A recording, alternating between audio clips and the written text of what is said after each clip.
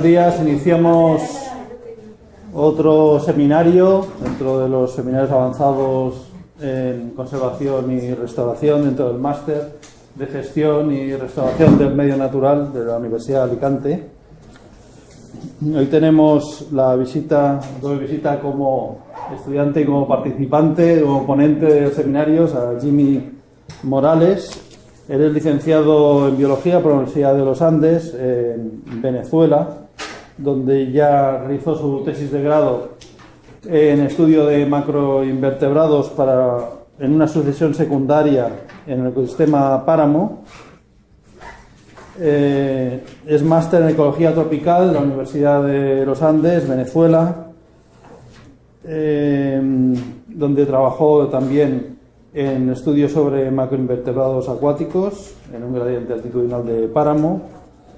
Es doctor en Ecología por la Universidad Autónoma de Madrid, también trabajando sobre macroinvertebrados del suelo en la sabana de los llanos de Venezuela, y actualmente también está cursando el máster en Gestión y Restauración del Medio Natural. Ha realizado actividad docente en Venezuela en grados de Gestión Ambiental y el máster de Ciencias para el Desarrollo Estratégico.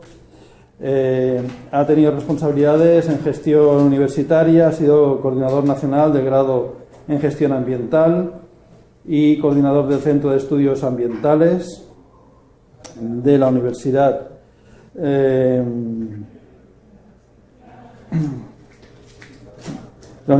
Media, Bolivariana de Venezuela. Y ha tenido también algunas actividades internacionales como asesor técnico del Centro de Ecología Tropical y Alteraciones Climáticas del Ministerio de Medio Ambiente de la República de Angola, y ha sido profesor invitado también en la Universidad Autónoma de Madrid y en la Politécnica de México. Y bueno, sin más, pues ya os dejo con el ponente para que imparta el seminario Manejo agroecológico en una sabana bien drenada de Venezuela y su efecto en la macrofauna de África. Bien, muy bien, muchas gracias. Gracias a usted, profesor, por mi presentación. Y bien, voy a hacer un seminario que tiene que ver con el estudio de los macroinvertebrados en los llanos de Venezuela, en el cual pues voy a presentar más o menos este bosquejo.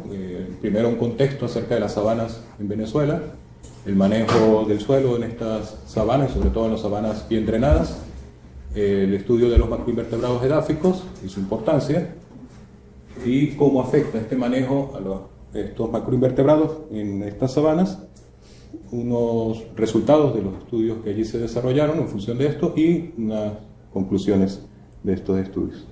Bien, como contexto, pues la sabana es un ecosistema predominantemente herbáceo con presencia o no de leñosas, el cual está distribuido en el trópico, y en el caso de Venezuela pues corresponde a la región que está entre la cordillera de los Andes, la cordillera de la costa y el macizo guayanés.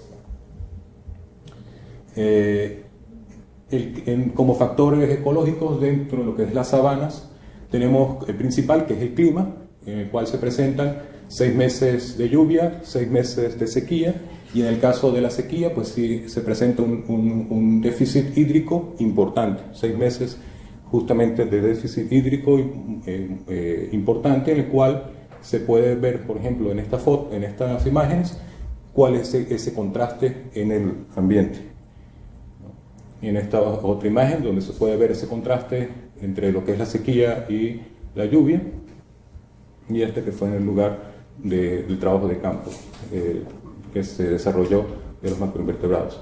El otro factor importante que se puede generar de manera natural o de manera antrópica es el fuego, y en el caso de manera antrópica pues es mucho más frecuente debido a que se incorpora como parte del manejo de las sabanas en el ciclo, básicamente en el ciclo de cultivo, y como para el pasto, mejorar el pasto para el ganado, y lo cual, como sabemos, pues es un limitante ecológico bien importante que va moldeando los ecosistemas.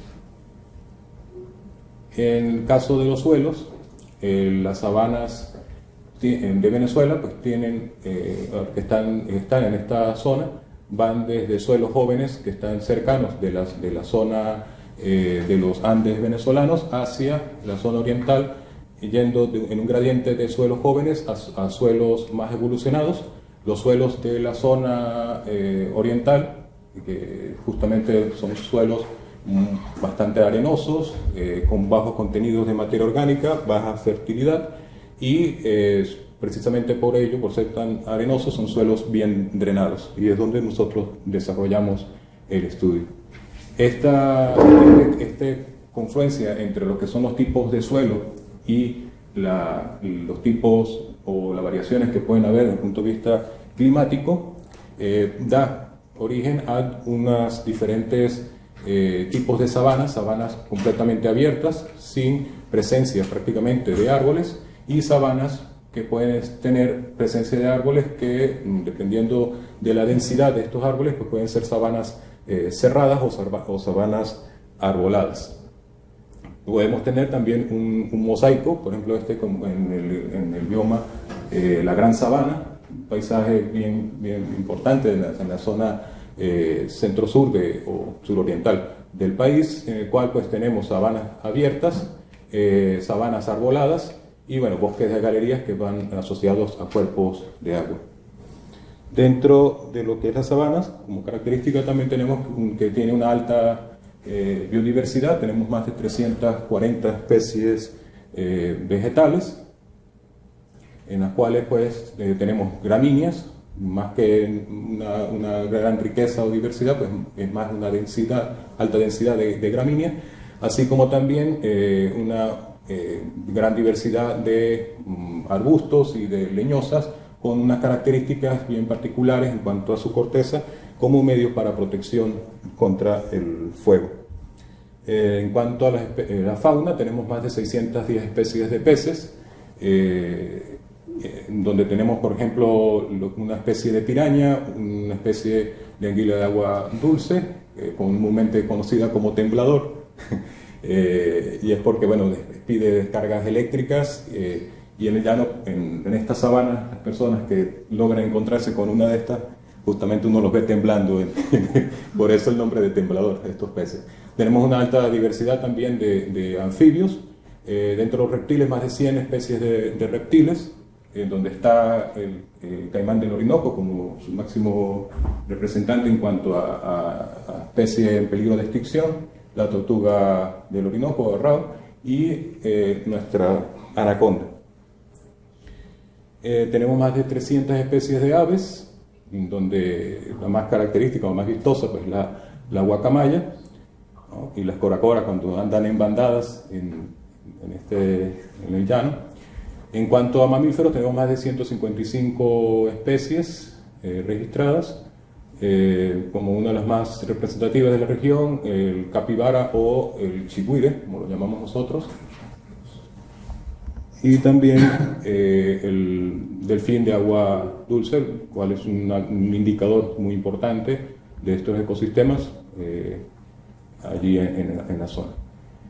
Bien, esto fue con respecto a lo que es el contexto de la biodiversidad y de la fauna digamos, diversidad y las características ambientales que tienen las sabanas. Y ahora pues vamos a hablar acerca del uso que presenta estas sabanas. Las sabanas pues tienen un uso básicamente agrícola y ganadero, y por las características de la sabana hacia la zona oriental, con suelos poco fértiles que generan una vegetación para la ganadería que es muy baja en nutrientes, pues la ganadería se ha desarrollado de forma más extensiva, y en cuanto a los cultivos pues se estuvieron generando o desarrollando de forma más de autosubsistencia. Sin embargo, esto fue así hasta la entrada de los años 1950, cuando gracias a la incorporación de maquinaria y sistemas de riego, así como de mejora de la infraestructura, pues permitió que los suelos de la sabana pues, fuesen más productivos. Se incluyeron también especies foráneas como gramíneas de África, lo cual pues aumentó la productividad tanto de la parte de la agricultura como de la parte pecuaria. Sin embargo, estos cultivos, estas prácticas, a pesar de que en un principio aumentaron la productividad de estos sistemas, se ha reportado de que ha venido disminuyendo, o de que estuvo disminuyendo paulatinamente. Y esto debido principalmente a que se estaba trabajando en forma de monocultivos, con prácticas convencionales, con entrada de insumos agroquímicos, y esto repercutió sobre una pérdida de biodiversidad, compactación y erosión de los suelos, lo cual pues también generó una pérdida de materia orgánica, con lo que también se perdió la parte de la fertilidad, o se ha venido perdiendo parte de la fertilidad del suelo, y esto repercute sobre la productividad, como ya les decía anteriormente, del agroecosistema, además de incrementar las emisiones de gases de efecto invernadero. Ante esta realidad, pues hubo interés por parte de instituciones gubernamentales como instituciones académicas por generar propuestas agroecológicas o propuestas de manejo conservacionista para solventar esta situación que se estaba dando. Y dentro de ello pues, se trabajó en el proyecto en el cual participé, con un mínimo de labranza, o sea, se hizo unos ensayos con un mínimo de labranza, residuos vegetales dejando residuos vegetales sobre el suelo, y también el uso de cultivos mixtos, un poco cómo se desarrollaba o se venía desarrollando en el llano para favorecer el contenido de alimentos para el ganado. Estos manejos agroecológicos pues se ha estudiado de que favorece a la estructura del suelo, también aumenta o preserva la materia orgánica, que tiene una influencia también sobre la humedad. Sobre el caso de la biota del suelo, pues genera una mayor actividad biológica, lo cual favorece el ciclado de nutrientes, y esto mejora la fertilidad del suelo. Esto pues trae beneficios, por un lado, para el agroecosistema, porque hace que tenga menor entrada de insumos externos, así también como esto favorece el aumento de la diversidad y la complejidad del sistema y con ello la resiliencia, esto pasa automático, lo cual favorece también los rendimientos y la rentabilidad del agroecosistema como un todo. Traigo esta gráfica de un trabajo realizado por Prieto y Dumansky en 2014, en donde ellos demuestran que aquella tesis de que la agricultura conservacionista es buena, pero no rinde lo suficiente, pues ellos con este estudio que realizaron recopilando datos en Argentina, pues demuestran de que no es tanto así, por lo menos en Argentina. Y esto es la cantidad de hectáreas de tierra que se ha incorporado al manejo ecológico, porque en Argentina desde los años 70 hay una organización que ha fomentado la agricultura ecológica con grandes productores de cereales, y a medida que ha habido un aumento paulatino a lo largo de los años de mayor entrada de tierras de cultivo con manejo conservacionista, también por supuesto ha venido un aumento de la productividad, de excedentes. Pero podemos ver que la curva de la productividad es mucho mayor, lo cual indica que efectivamente hay un incremento de la productividad del agroecosistema con el tiempo. Y esto pues lo demuestran ellos con este interesante estudio que desmontaría un tanto esa tesis de que la agricultura conservacionista no es tan rentable como la convencional. Esto, además de tener implicaciones ambientales, económicas, pues también, si tienen implicaciones económicas, pues también tiene implicaciones sociales, tanto para los productores como para los consumidores, generando, por ejemplo, productos más sanos y económicos, y para el ambiente, pues una menor contaminación, y pudiendo pasar de ser una fuente de gases de efecto invernadero a un sumidero de gases de CO2, por ejemplo.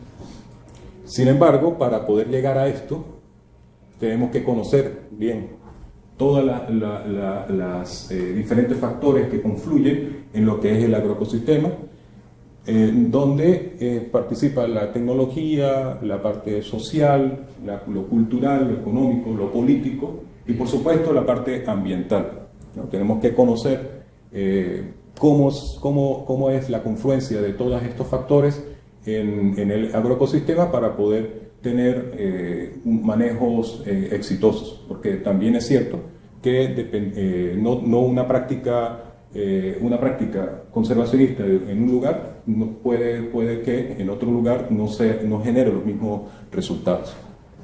Entonces hay que conocer estos diferentes factores, y dentro del ambiente pues está lo que es la parte de la biología del suelo.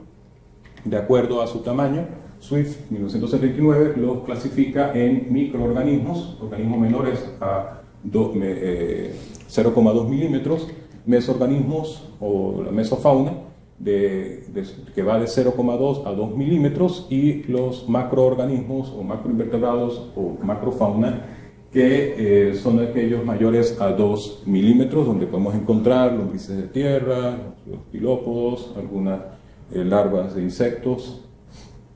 ¿Okay? Ahora bien,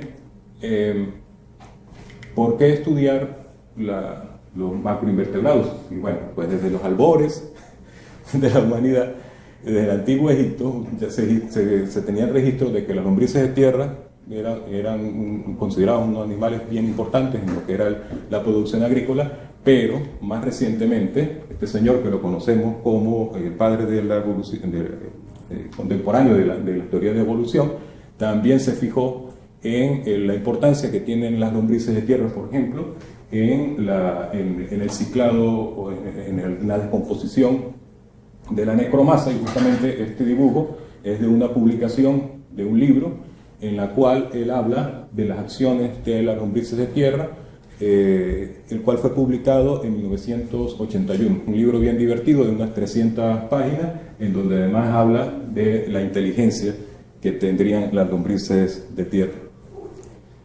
Más recientemente, estudios han demostrado que efectivamente las lombrices de tierra y las demás especies que podemos encontrar en la comunidad de macroinvertebrados edáficos tienen una importancia en la estructura y la estabilización del suelo, debido a que su actividad generan galerías, generan protección de la materia orgánica en agregados, y esto favorece lo que es la porosidad, infiltración, intercambio de gases y el incremento del carbono en el suelo. Además de eso, pues, como ya lo comentábamos, procesa la necromasa estructurada, lo que facilita la activación de la biomasa microbiana, y pues también tienen un efecto transportador de diferentes materiales a lo largo de entre los diferentes perfiles del suelo. Además de esto, pues también es bien conocido y ya han puesto en práctica el uso de estos macroinvertebrados como controladores biológicos de plaga, y justamente estas especies que tenemos acá se han usado o son usadas en los invernaderos de Almería como controladores biológicos de las plagas de esos cultivos. Asimismo, también se ha reportado con cada vez mayor incidencia la cantidad de trabajo donde usan los macroinvertebrados como indicadores biológicos por su alta sensibilidad a múltiples variables, porque han venido coevolucionando con las condiciones ambientales, por lo que cualquier alteración puede repercutir sobre su estructuración Además de esto, pues tienen una alta diversidad taxonómica y funcional, lo que le da ventaja frente a indicadores biológicos, por ejemplo, como de mamíferos o vertebrados, ¿no? Por otro lado, también, y tiene que ver más con el máster en gestión y recuperación de medio natural, también se ha reportado el uso digamos, las facultades que tendrían los macroinvertebrados en los procesos de restauración ecológica, y pongo como ejemplo cuatro artículos en el cual pues se habla de esta facultad que tienen estos macroorganismos. Y justamente tiene que ver por el ciclado de nutrientes y estabilización de la materia orgánica del suelo. ¿Okay? Bien. Por ello, nosotros, dentro de lo que fue un macroproyecto, un proyecto bien grande, donde trabajamos varias universidades allá en Venezuela, que se llamó Manejo Agroecológico de Suelos de Sabanas Bien Drenadas con Unidades de Producción Cereal Ganado, pues trabajamos una parte, me encargué de trabajar lo que era cómo afecta este manejo a la macrofauna del suelo, un proyecto que fue financiado por el Fondo Nacional para la Ciencia, Innovación y Tecnología del Ministerio de Ciencia, Innovación y Tecnología de Venezuela, el cual pues tuvo como objetivo, en el caso de los macroinvertebrados, abordar el conocimiento de la macrofauna del suelo en una sabana bien drenada, tanto en su ambiente natural como en el ambiente intervenido, teniendo como objetivos específicos caracterizar esta comunidad, analizar la variación temporal de sus rasgos ecológicos, determinar las relaciones entre la macrofauna y las propiedades del suelo, determinar el efecto de la introducción de las diferentes coberturas vegetales en el suelo de estas sabanas, evaluar el efecto de los tratamientos de fertilización en la macrofauna del suelo y evaluar la potencialidad del uso de la macrofauna del suelo como indicadores de la calidad del suelo. Bien, tenemos que el estudio se ubicó en el estado Guárico, en la parte, digamos, oriental del estado Guárico, el cual pues tiene una altitud de 80 a 120 metros sobre el nivel del mar, una pendiente bastante baja, de 0 a 2%. De hecho, este bioma, gran bioma, donde están las sabanas, pues lo llamamos llanos, y justamente es por estar con pendientes muy bajas. El clima pues típico de llano, de sabanas, como ya lo veníamos hablando, con una temperatura media de 27 grados centígrados, una precipitación anual de 1639, igualmente la sequía muy importante, y una evapotranspiración de 2300 milímetros al año. El suelo es un multisol que presenta estas características, donde podemos resaltar que es un suelo muy arenoso, con un pH muy bajo con respecto a lo que pudiéramos encontrar en estos ambientes, ¿no? pH de 5, 4,8. También otra particularidad muy importante es el bajo niveles de capacidad de intercambio catiónico, baja materia orgánica y demás macronutrientes muy bajos en este tipo de suelos, y justamente en que desarrollamos el trabajo. En el estudio pues se trabajó con 2 ensayos con corte agroecológico, donde se sembró maíz acompañado en una parcela con Bractearia dictyoneura, que es una gramínea, y en otra con una leguminosa, que aparte de que son gramíneas y leguminosas usadas por los productores de la zona para acompañar los cultivos de cereales, y que estas especies se usan luego como forraje para su ganado. Aparte de eso, pues también se usó porque tienen por sus características de resistentes a la sequía y también a los suelos ácidos. Y también se tuvo como patrón dentro de estas parcelas, se tuvo una sinfertilización, ahorita hablo sobre ello, y también como patrón se tuvo una parcela de sabana natural.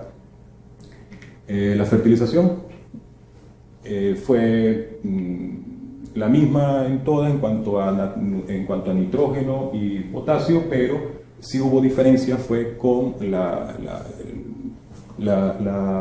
el tipo de fósforo que se usó. En este caso, nosotros usamos roca fosfórica, que es un fertilizante fosforado que se diluye de muy baja solubilidad, que permanece mayor tiempo en el suelo. Luego también tuvimos un porcentaje de roca fosfórica, 50% y 50% de un fósforo más soluble, y también una fertilización biológica que consistió en una fertilización a base de micorrizas. Su distribución en las parcelas fue de esta manera, teniendo cuatro tratamientos, el control, digamos, y las otras 3 con fertilización. Y dentro de cada una de estas subparcelas tuvimos unidades experimentales donde se hicieron los estudios. En el caso de la sabana natural, y al igual que las diferentes subparcelas, pues se tuvieron 3 unidades experimentales por cada una de las diferentes subparcelas. En estas unidades experimentales, para el estudio de la macrofauna, se seleccionaron 2 puntos al azar dentro de cada unidad experimental, y de allí pues se extrajo un monolito de 25 por 25 por 30 centímetros, el cual se separó por diferentes capas dependiendo de su profundidad, y del cual se extrajo los macroinvertebrados edáficos con muestreo manual directo. En el caso del muestreo del suelo, se hizo a través de un muestreo compuesto, tomando 4 puntos al azar dentro de cada unidad experimental, se mezclaron por profundidad y se llevó al laboratorio. En el caso de la macrofauna, se identificó hasta el nivel de familia y bueno, se contabilizó para sus posteriores estudios. En esta gráfica muestro cómo se desarrolló a lo largo del tiempo esta investigación, en la cual se puede resaltar que aproximadamente fueron 4 años de estudio, en donde se hicieron muestreos en diferentes periodos de lluvia, sequía o una intersección, una transición entre sequía-lluvia, y estos periodos coincidieron también con el manejo que se hacía de la sabana, porque habían, por ejemplo, en la entrada de la época seca, finalizando la época de lluvia, la cosecha.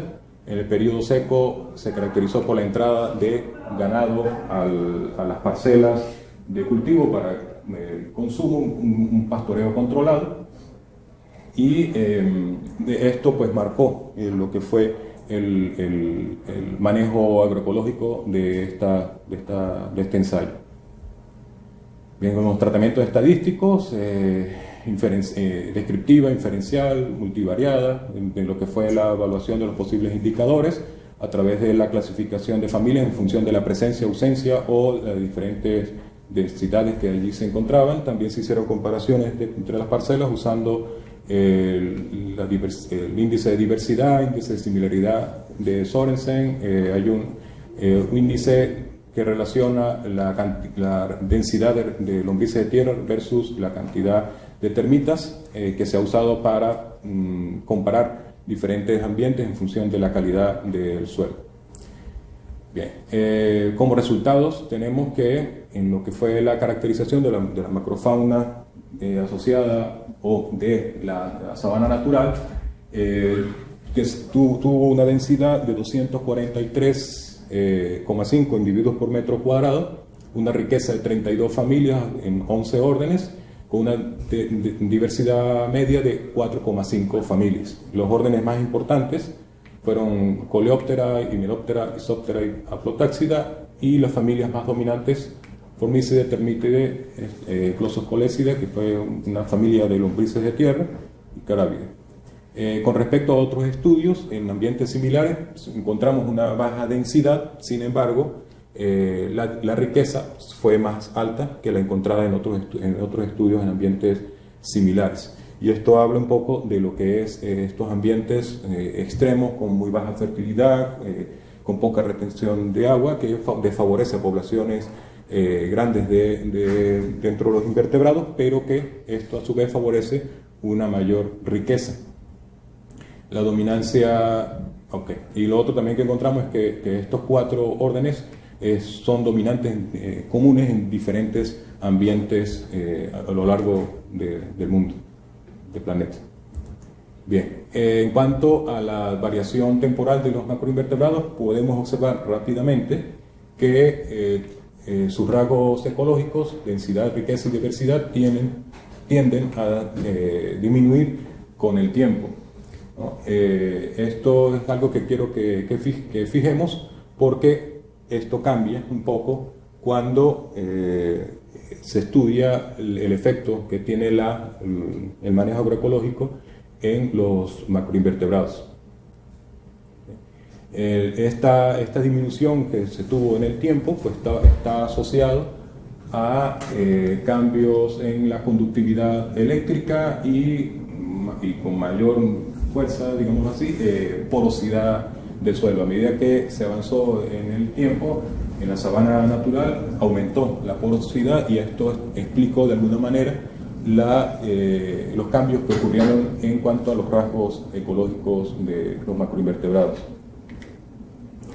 Esto para ver un poco el ordenamiento de los tiempos de muestreo en función de la densidad de los macroinvertebrados, en donde no se hizo un ordenamiento en función del tiempo, digamos, cronológico, sino más bien por periodos de lluvia o el periodo de sequía. Hubo más bien una separación en función de ello.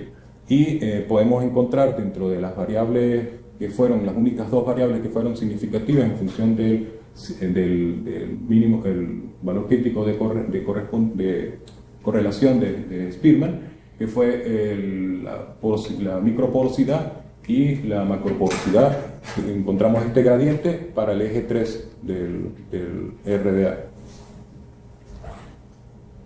En cuanto a el efecto que tuvo el manejo agroecológico, es decir, estudiamos como una primera instancia cómo afectaba el manejo agroecológico en función de las coberturas, incluyendo la sabana natural como una cobertura dentro de ese factor, ¿no? Y nos dimos cuenta, los resultados indican que no hay diferencias entre coberturas en cuanto a la densidad ni a la riqueza. Es decir, que el manejo agroecológico no afecta en ese sentido.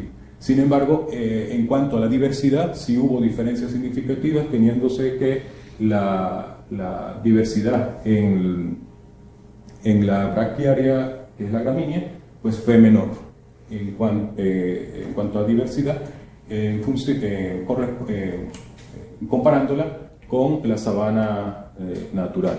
Y lo otro que podemos ver también como importante es que el manejo agroecológico, donde se tuvo la cobertura de centrosema asociada al cultivo de maíz, pues no presentó una diferencia significativa con la sabana natural, cosa que es bien interesante a la hora de ver el impacto que puede generar un manejo agroecológico en el ecosistema como un todo.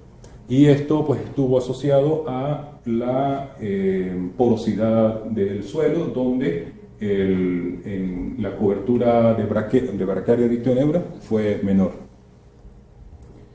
Asimismo, este manejo pues también influyó en la estructura, en cómo está configurada la estructura de la comunidad de los macroinvertebrados edáficos en el suelo, teniéndose que en el caso de los cultivos fueron favorecidos los organismos pertenecientes a las termitas. El orden Isoptera fue favorecida, esto asociado a incrementos de la necromasa de aporte al suelo, lo cual pues según varios estudios favorece a estos macroorganismos.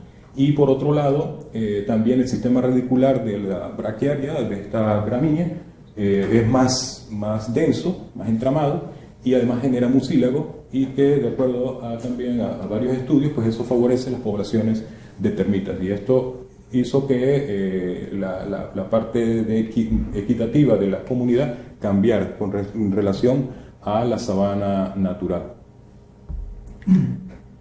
En cuanto a la distribución de los puntos en este RDA, análisis de redundancia, tenemos que el manejo tuvo un segundo, o digamos no tuvo un impacto como si lo tuvo, por ejemplo, en cuanto al tiempo de muestreo, y podemos encontrar que tuvo un ordenamiento seguido, fue básicamente por los tiempos de muestreo. Cabe resaltar que para este estudio, en cuanto al cómo afectaba el manejo agroecológico, igualmente la porosidad tuvo una importante incidencia en este ordenamiento. Bien, en cuanto al efecto de la fertilización, es decir, ya no solamente se está evaluando cómo afecta la entrada de las coberturas vegetales a la macrofauna, sino que ahora vamos a ver cómo afectó los diferentes regímenes de fertilización del suelo en las sabanas. ¿Recuerdan la gráfica aquella que les dije vamos a tratar de retener? Bueno, pues en esta se tiene que para la densidad hay un incremento. En la sabana natural, lástima no la coloqué para visualizarlo mejor, en la sabana natural había una disminución, y en este caso ocurrió un incremento. Y el incremento tuvo que ver con algo que no nos esperábamos, y era que en el periodo seco hubo un incremento en la densidad, cosa que no esperábamos porque lógicamente el déficit hídrico es importante. Y bueno, empezaron los dolores de cabeza. Luego vamos a hablar un poquito sobre él. Otra característica bien importante en esto es que tenemos unos valores mínimos al inicio del ensayo, y bueno, explicado precisamente por el impacto que generó el manejo, pero luego hubo un incremento de los valores de diversidad, riqueza y densidad, también en periodo seco, pero esto estuvo más asociado a la recolonización de especies pioneras, de especies que se encontraban también a los alrededores, que rápidamente colonizaron esos espacios o nichos que dejaron los macroinvertebrados que fueron afectados por el manejo inicialmente. Pero, volviendo al tema de los diferentes periodos climáticos, que también tienen que ver con el manejo agroecológico dentro de la sabana, cuando aglutinamos o cuando aglutinamos los valores, los datos en función de los periodos climáticos, encontramos que la observación que habíamos hecho con respecto a la sequía se mantenía, y con diferencias significativas, siendo mayor. Esto de verdad pues nos causó mucha curiosidad, y empezamos a ver cuál era el efecto. Y bueno, revisando los manejos, la bitácora del trabajo de campo, pues nos encontramos que para este momento era cuando se dejaban, el muestreo estaba realizado a finales de la época seca, y resulta que para ese momento era cuando se dejaba en todo lo que era la época seca el ganado en estos ambientes, en estas parcelas. Y dijimos también que esto pudo más bien afectar, porque el ganado por efecto de pisoteo podía compactar, pero hay algo bien importante, que es que aunque esta fotografía no fue tomada para justamente ver la cantidad de excrementos que había en el suelo, pero sí, efectivamente, el hecho de que hay una incorporación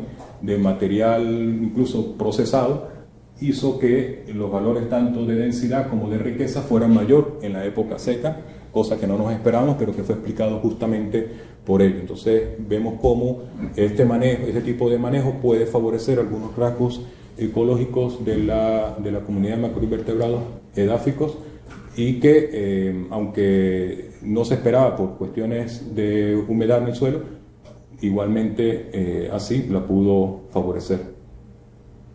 En cuanto a la distribución de los puntos y en un análisis de redundancia, podemos encontrar que efectivamente hay una separación en función, como lo veníamos diciendo, del tiempo.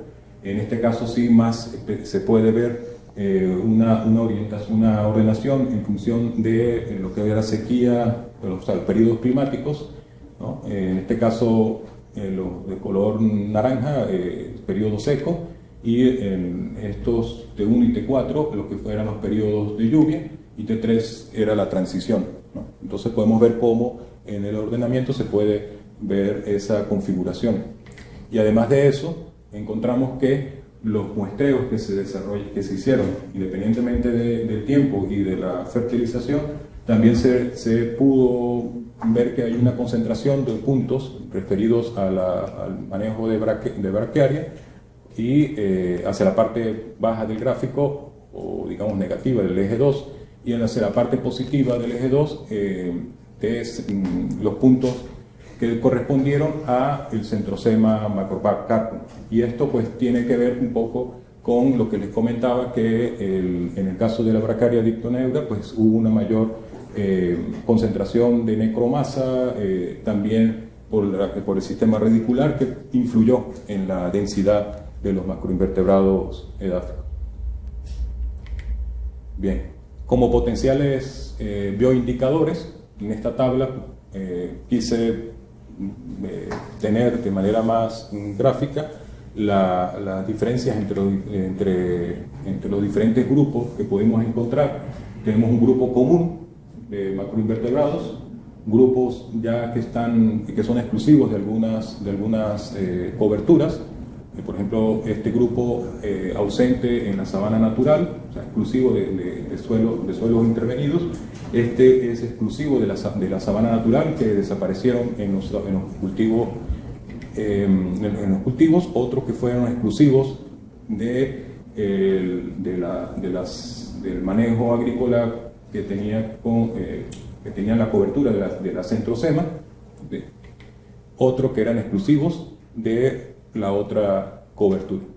De esto podemos tener de esta cantidad de macroinvertebrados que el Ampílide es un potencial indicador de ambientes no intervenidos, lo cual se correspondió con la bibliografía. Blatélide y Redúvide, potenciales indicadores de ambientes intervenidos, igualmente correspondido con la bibliografía. Isóptera fue, como ya lo decíamos anteriormente, las termitas fueron beneficiadas por la intervención, mientras que Aplotáxida o Glossocolecidae, que son las lombrices de tierra, fueron perjudicadas por la intervención, lo cual pues también está referido en la literatura.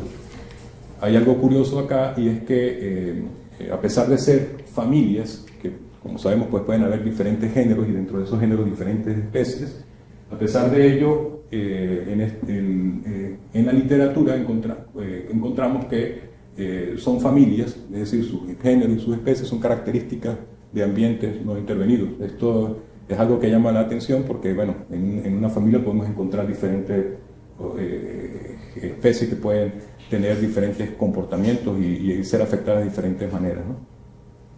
En cuanto al índice de diversidad, fue más sensible, ¿no? De lo que fue los rasgos ecológicos. El índice de diversidad fue más sensible.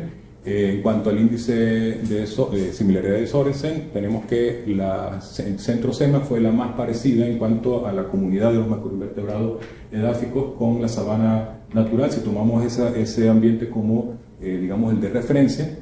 Y en cuanto al índice de lombriz de tierra versus termitas, tenemos que el de menor impacto fue el del control, es decir, el que no tuvo fertilización. En este caso, quiero detenerme un poco acá a señalar que también en cuanto a la productividad de rendimiento del cultivo del maíz fue significativamente mayor en la centrosema.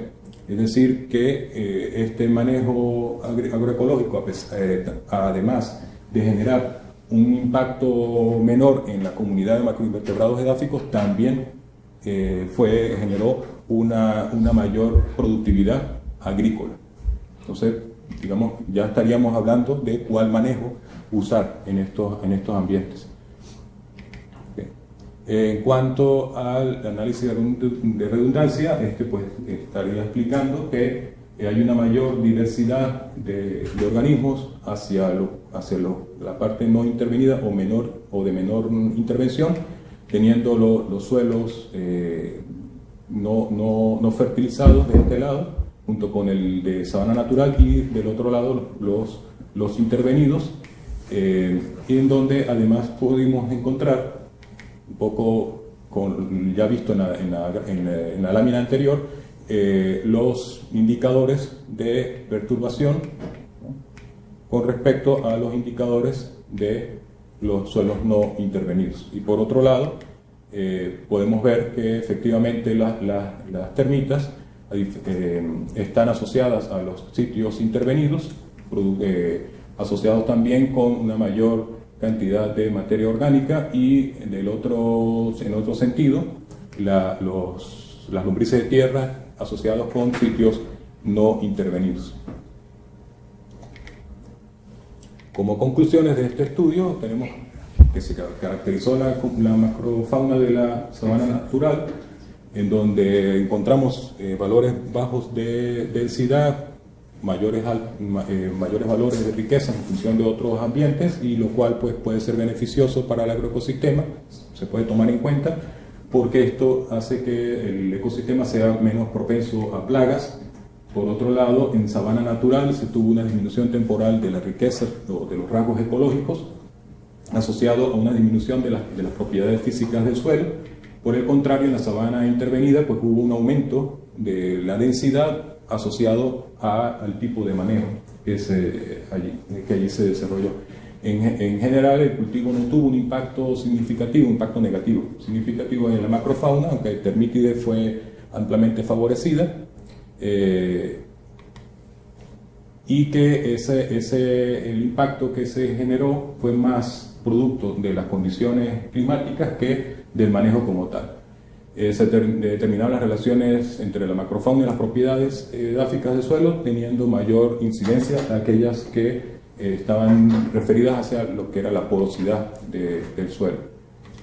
Se comprobó la potencialidad del uso de la macrofauna edáfica como indicadora del suelo, donde la Ampílide pudiera ser indicadora de un suelo no intervenido, Platélide y Retúbide de suelos intervenidos, aunque esto debería estudiarse a mayor profundidad. También se comprobó la factibilidad del uso de índices para determinar impactos en el suelo, y así se pudo inferir que la cobertura vegetal con menor impacto tuvo en la macrofauna fue la de la leguminosa asociada al cultivo, y dentro de los tratamientos pues fue el control el que no tuvo un impacto como tal. No quiero terminar la presentación sin antes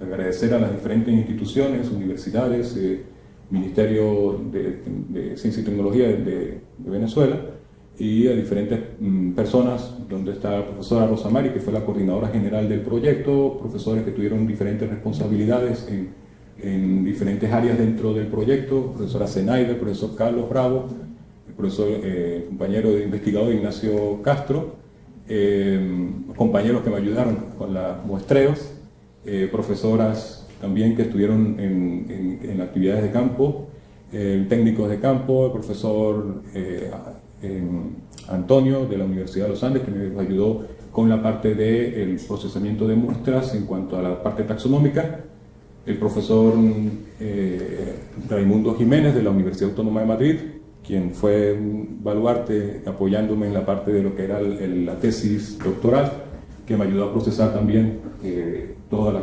estos datos. Y bueno, fue un trabajo bastante arduo, ¿no?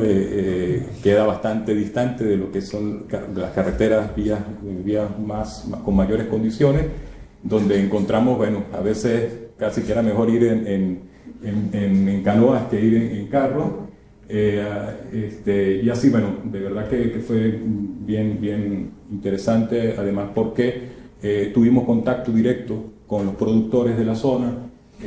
Los resultados a medida que se iban teniendo, se iban socializando con los productores de la zona, no solamente mostrándoselo, sino también a modo de talleres, charlas, le íbamos indicando cuáles eran los resultados y además de esto, pues este proyecto tuvo un reconocimiento latinoamericano en el 2012 y también un reconocimiento nacional.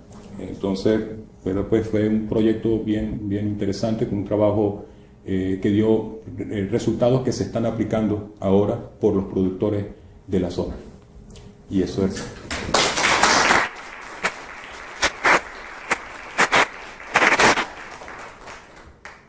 Muy bien, muchas gracias. Pues se abre un turno de preguntas. Sí. A mí se me ocurre una. Bueno, tenía varias dudas. La primera, ha hecho bastante hincapié en los suelos bien drenados. Eso quiere decir que en los llanos de Venezuela o en general la zona de sabana imperan los suelos mal drenados. Me refiero a que la extensión de área de superficie con problemas de drenaje es mayor, ¿no?, que en las zonas con suelos arenosos y drenados. Sí, bueno, en la sabana pues es un mosaico de tipos de suelo. Hay suelos que tienen mayor contenido de arcillas, un suelo que son muy poco drenados. Sí. Sin embargo, los suelos de estas sabanas de la parte oriental pues tienen, por ser suelos más lavados, más desarrollados, pues tienen mayor contenido de arenas, como lo vimos, un 80% de arena, y esto hace que esos suelos pues sean bien drenados y las repercusiones que esto trae desde el punto de vista de fertilidad pues, son grandes, ¿no?, como pudimos ver en los datos de esos suelos.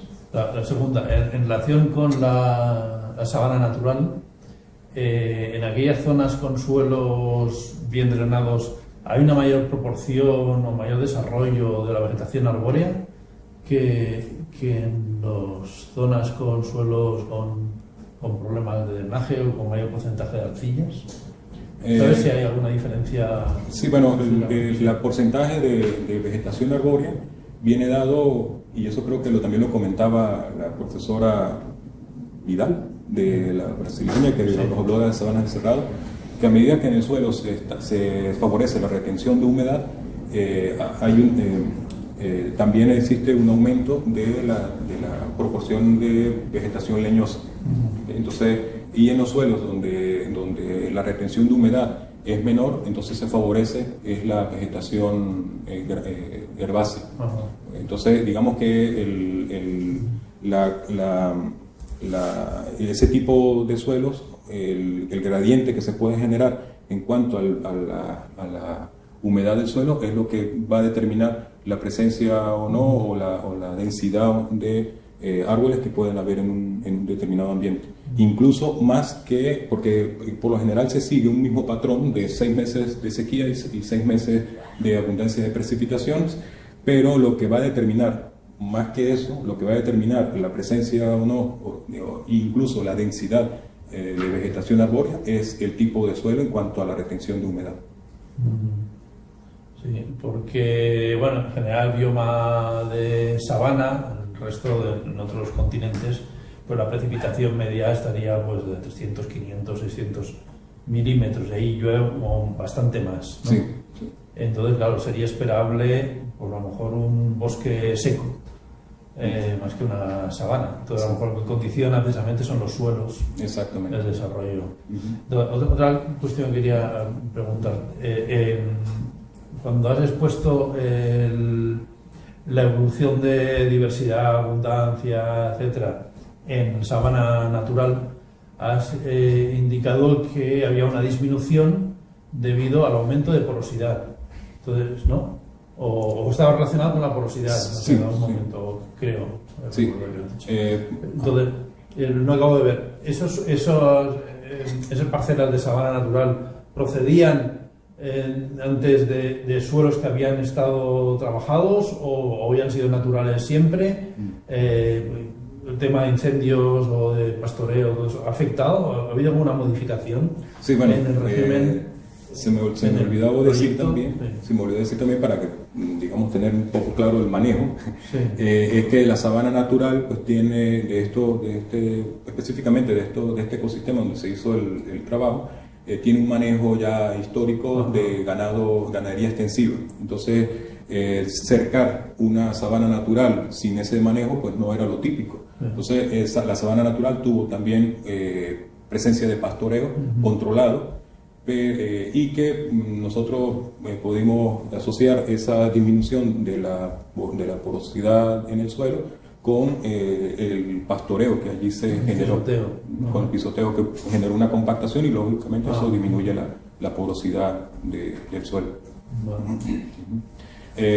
Lo que también lo tuvimos como una observación en el proyecto, de todos los que participamos allí, luego que se hizo el proyecto, es que seguramente el porcentaje o la densidad de ganado o de unidades de vacas, en este caso, en el suelo de sabana, se fue mayor al que nosotros debimos haber utilizado, porque en la sabana, a diferencia de la sabana natural, a diferencia de los cultivos, al ganado no tener cantidad suficiente de nutrientes, pues anda buscando y anda digamos en busca de ese pasto en la sabana natural, que es poco. Entonces el pisoteo pues pudo haber sido mayor. O sea, la capacidad de carga la estimamos igual para todos los ensayos, las coberturas. Sin embargo, no tomamos en cuenta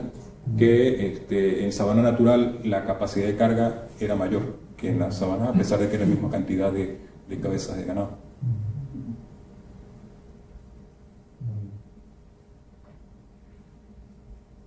¿Preguntas? Yo te quiero preguntar una cosa, pero solamente es que no tengo clara la diferencia entre el cultivo conservacionista y convencional. ¿Es lo mismo? No. Convencional es el que más comúnmente se ha, y por ello convencional, que comúnmente se ha desarrollado sobre todo desde la Revolución Verde, en donde las prácticas son el monocultivo, la intensidad, una mayor intensidad del uso del suelo, el uso de agroquímicos, ¿no? Maquinaria. Digamos, son las características del cultivo o la agricultura convencional. Y la agricultura conservacionista pues es una agricultura que está tratando de retomar conocimientos ancestrales, ¿no? Y además de eso pues también conocimientos de la ciencia, por ejemplo en este estudio en el cual podemos dar recomendaciones para un manejo conservacionista del suelo, o sea, un manejo que favorezca la estructuración del suelo, la materia orgánica, con ello la humedad, la fertilidad, y que bueno, que sí los resultados, como lo acabo de ver, pues generan una productividad que se puede mantener en el tiempo, incluso incrementar en el tiempo. Ajá. A ver, es que no, creo, corrígeme si me equivoco, ¿vale? El índice de lombrices termita, lo que te indica, cuanto más bajo es ese índice, menos... Más intervenido. Cuanto más bajo, más intervenido. Sí. Vale, que no estaba claro seguro si era eso. Sí, sí.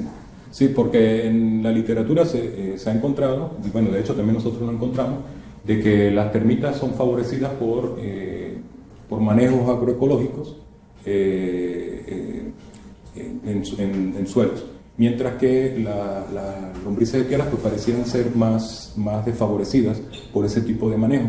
Y entonces, en función de esa observación que se ha visto en diferentes ambientes, pues se ha propuesto ese índice como para determinar un poco la calidad del suelo. Al final de la exposición tú nos dijiste que la comunidad estaba utilizando como el estudio que hiciste, pero ¿en qué forma? O sea, ¿están aplicando qué o cómo es la interacción? Bueno, más que el estudio que yo hice, el estudio, digamos, en general del proyecto. O sea, los resultados, las recomendaciones que se obtuvieron de estos resultados del proyecto se socializaron con las comunidades de agricultores y productores de la zona, y ellos pues han venido aplicando estas recomendaciones en su cultivo, porque efectivamente como ensayo, y además una de las importancias de este trabajo es las dimensiones. No fue un ensayo en unas microparcelas, sino que fueron un ensayo de, tampoco lo dije, pero por ejemplo las parcelas tenían más de 2 hectáreas. Entonces eso era un ensayo importante en cuanto a la extrapolación que pudieran hacerse hacia manejos ya, digamos, reales de agrícolas, ¿no? Entonces, esa demostración, porque incluso se llevaban a que vieran cuáles eran las diferencias entre los diferentes tratamientos, cuál era la productividad que se tuvo, porque no fue que nosotros llegamos y aquí está lo que... No, es que ellos, los productores, iban a la zona del ensayo y veían, comprobaban de que efectivamente el manejo agroecológico pues daba unos resultados bien interesantes. Otra de las limitaciones que tuvimos dentro del trabajo fue que no lo comparamos con un manejo convencional. Eso hubiese sido más interesante. Sin embargo, tenemos datos de estudios que se han hecho en manejos convencionales en la zona, y los agricultores pues lo que manejaban en la zona era manejo convencional, así que ellos intuitivamente ya comparaban, ¿no?, su manejo con respecto a un manejo agroecológico, que fue este trabajo. Una pregunta, a la hora de cosechar ese maíz con las otras especies, ¿no tenían, o sea, era fácil o cómo hacían? Le digo, en un convencional hay maíz, o sea, un cultivo corto y ya está. Sí. Aquí en este caso, ¿cómo hacen? Bueno, pues se cosechaba, era hacia el inicio de la época seca, digamos, la densidad o la biomasa de lo que era el pasto y la leguminosa no estaba en su pico, ¿no? Y esto pues pudo facilitar un poco la cosecha del maíz. Sin embargo, se cortaba también, ¿no? Todo, se cortaba todo y se cosechaba de allí el maíz que se obtenía. Donde era difícil, muy difícil por la cantidad de evapotranspiración, era hacer los muestreos de suelo, de macroinvertebrados, de raíces, incluso también de las plantas. Era hacerlo en época de lluvia, por la evapotranspiración que había, pues, era bien difícil, más que la parte de la cosecha. Otra pregunta, en el diseño del cultivo, ¿cómo se hacía para los policultivos? Es decir, una fila de maíz, una fila de pasto o de leguminosa, ¿cómo os iban alternando? No, era Porque eso de también facilitar y está la imagen. No, aquí.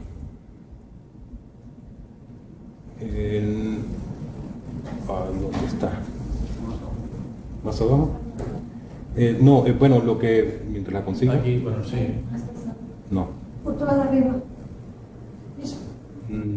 Bueno, aquí un poco se puede ver. Sí. Lo que nosotros hacíamos era que se cortaba, bueno, ya en época de cosecha se cortaba todo por igual, Sí. y la siembra se hacía directamente sobre el terreno donde estaba la gramínea. O sea, con una máquina de siembra directa, Sí. se digamos, apartaba un poco el material vegetal que existía, Sí. y allí se sembraba primero la gramínea y luego se sembraba el maíz, o la gramínea ya estaba. ya estaba. Ya estaba. Ajá. Bien. Por ello, cuando hablé acá de cómo fue distribuido, Sí. por ejemplo, la siembra de la gramínea y de la cobertura de vegetales asociadas al maíz se hizo en este momento. Y ya de aquí hacia en adelante, allí lo que se hizo fue simplemente aprovechar la capacidad de rebrote de este forraje, ¿no? Entonces no hubo necesidad de sembrar por un lado, sino que era allí mismo en el terreno todo. Aquí no sé dónde está la imagen, dónde está más, pero bueno, esa es un poco la respuesta. ¿Alguien más? La macrofauna la recogías de la parte superficial, has dicho, y también una profunda con... Aquí está. A ver. Sí, nosotros, en el caso de la macrofauna, como el estudio se quiso ver como en el estudio se quiso ver cómo variaba las diferentes propiedades físico-químicas y biológicas en función de los estratos del suelo de profundidad. Entonces, asimismo también se colectó la macrofauna del suelo.